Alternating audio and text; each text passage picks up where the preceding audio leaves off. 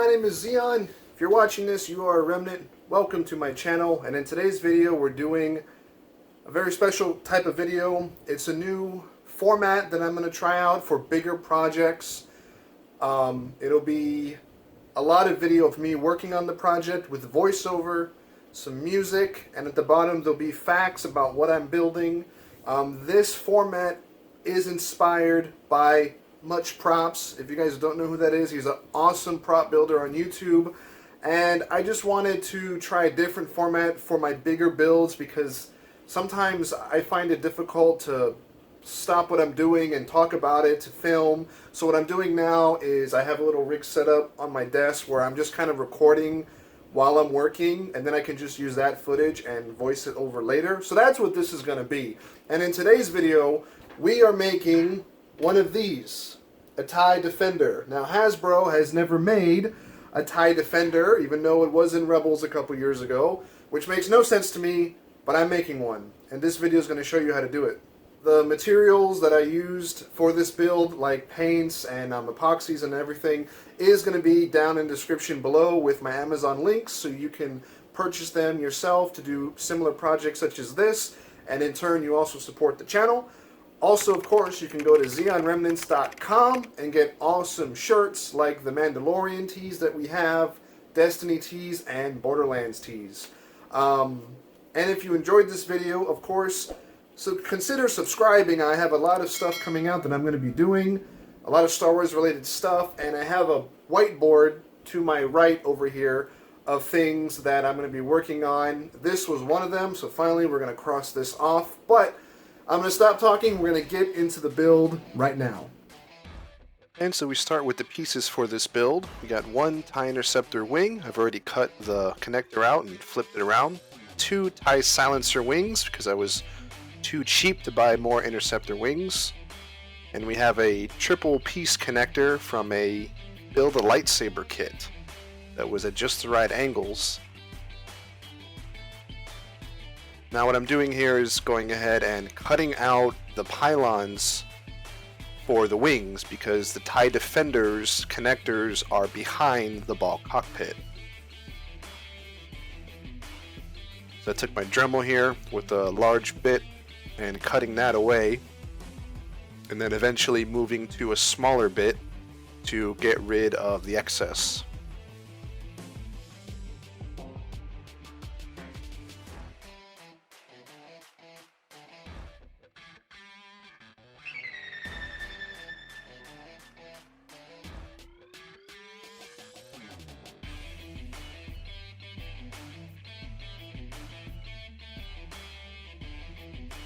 And once that was done, I had to fill in the empty space.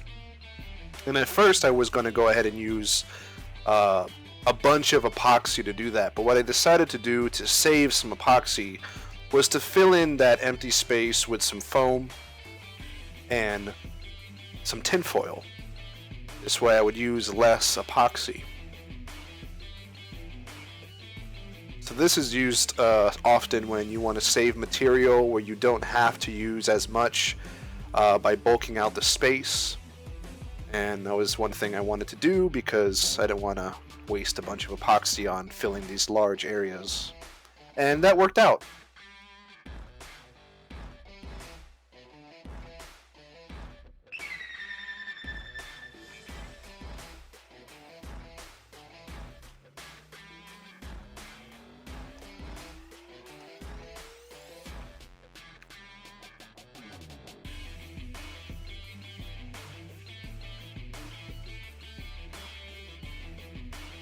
Here I'm using various sculpting tools to remove excess epoxy and to go ahead and make the lines cleaner, as well as always having water on hand when you're using epoxy to smooth it out as much as possible.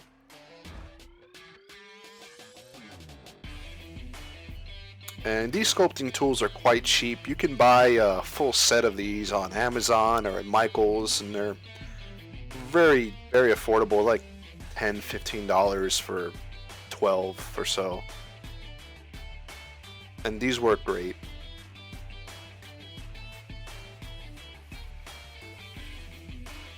And I went ahead and scribed some panel lines into the epoxy to connect from one side to the other.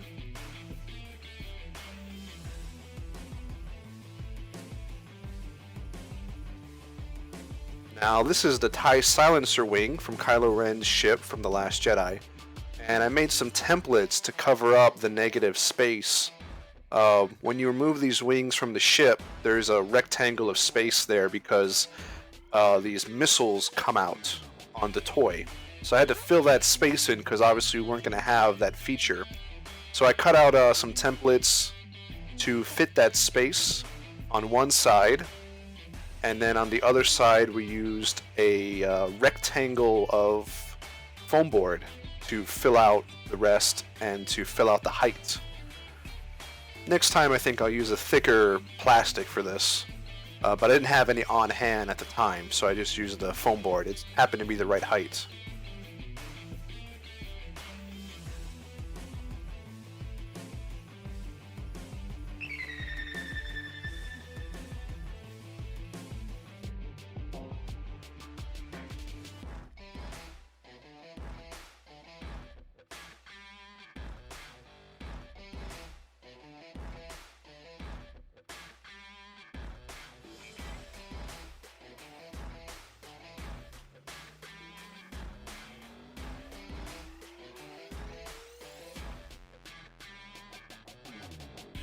Then the next thing I also did was added little greebly bits on the outside of the wing in this case. And what I did for this was I used epoxy to attach the pylon to the wing, and then we used epoxy as well to fill out the edges so it looks like one piece. And did the same thing here as well. Added epoxy in the gaps to go ahead and fill those in so it looks more natural. And this was just a matter of just rolling noodles of epoxy and just smoothing it out as much as possible to try and make the shape look as natural as possible so it doesn't look like a big chunk of epoxy there.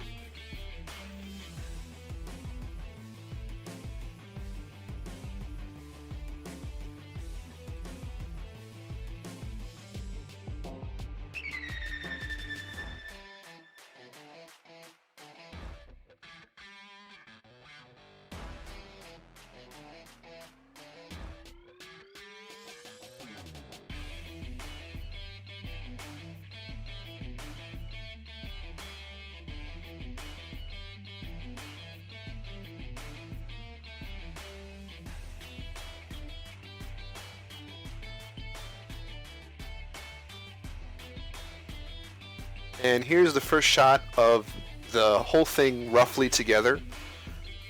And then you can see here that I actually screwed in the wing pylon here into the cockpit for better stability.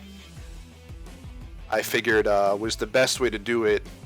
It was very difficult though. I had to use a ratchet and get a get a drill bit on my ratchet so I could get into the cockpit and screw the screws in place after I drilled the holes on the outside. And here we have a base coat of black primer, and now I'm airbrushing some aircraft gray from Vallejo, I think, onto it. And this ended up being a bit too dark for my liking, so I ended up dry brushing a lighter gray over this, and actually worked out well. But ideally, I would have wanted this to be a lighter than what it was. But I think it came out okay. But after comparing it to the other TIE fighters I had hanging up, and how light of a gray they are compared to this, I just felt like I had to redo it.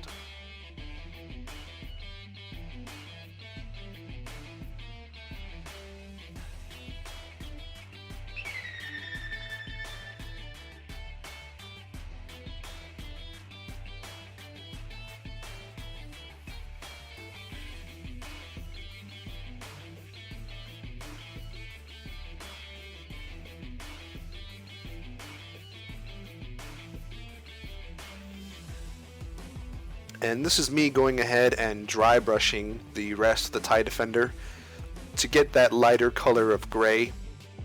This is neutral gray, I think. It's an acrylic paint in a large tube.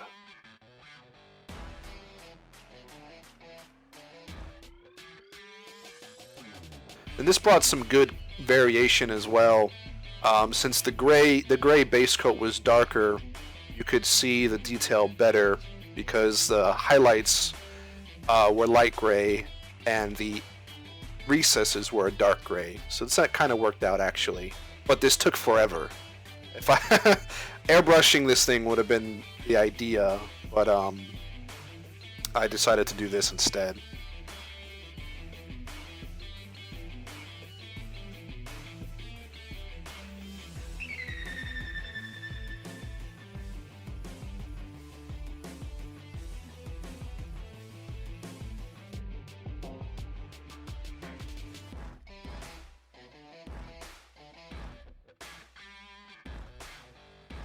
And the last thing I ended up having to do was to repaint the black parts on the wings.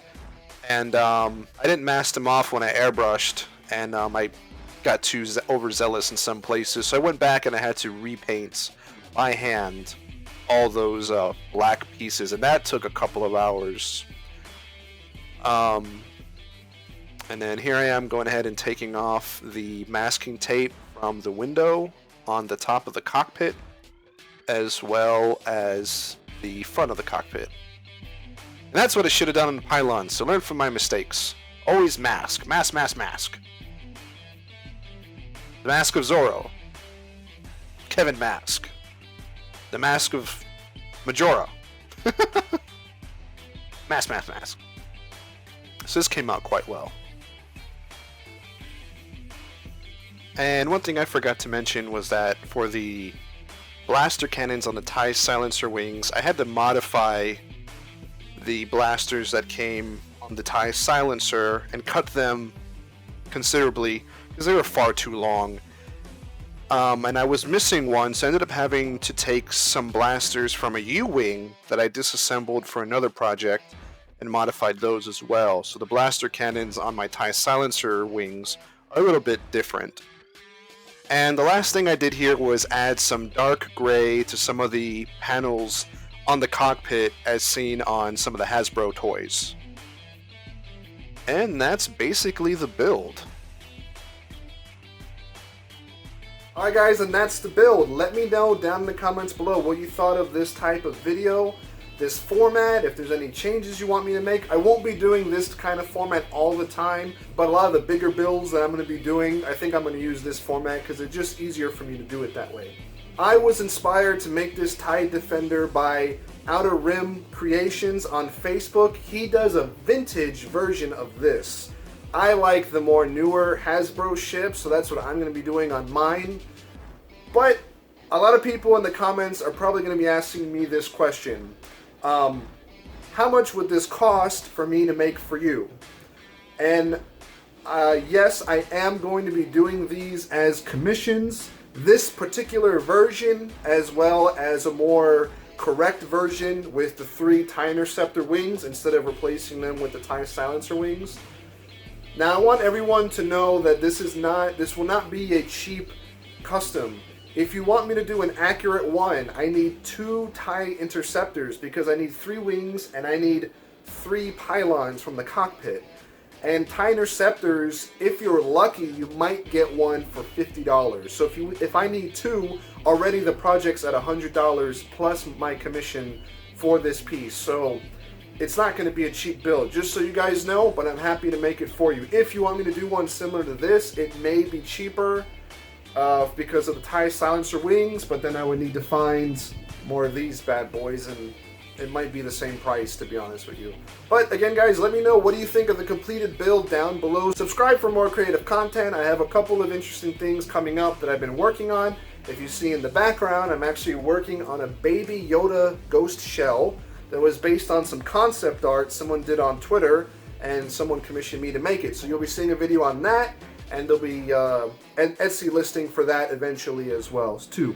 So guys, before we end this video, we have to do something extremely important, something that I've been wanting to do for the longest time, and now that I have this masterpiece done, I get to do it. So let's do it. Finally, I get to do this.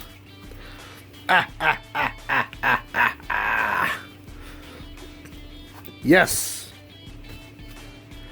We have a lot to go, but at least something is now off the board. Next, tie vector. Been working on that already. So stay tuned for that, and as always, Zeon!